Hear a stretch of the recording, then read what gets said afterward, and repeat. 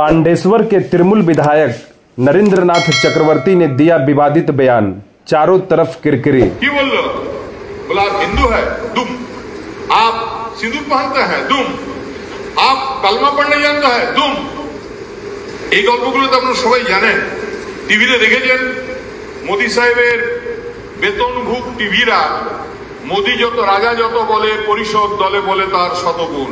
এমন অবস্থা হয়েছিল, এমন বলতে শুরু করেছিল যে মিলিটারি থেকে ভারতবর্ষের সেনাবাহিনীকে সাংবাদিক বৈঠক করে বলতে হয়েছে যে শুধু সাংবাদিকদের কথা শুনুন, অন্য কারো কথাতে মন দেবেন না, কারণ ওরা তো আর মিথ্যা কথা বলবে না। কারণ তখন মোদির সাংবাদিকরা বলছিল, মোদিজি এখন দেখুন একটা ড্রেস করছে, মিলিটারি ড্রেস, সে गदर ना से डायलॉगটা যে कराची में ब्रेकफास्ट करेंगे, इस्लामाबाद में लंच करेंगे और पेशोवर में जाके डिनर करेंगे। মোদি সাথে এই ড্রেস পরে ঘুরছে, এখন এই ড্রেসের ছবি দেখবে চারদিকে।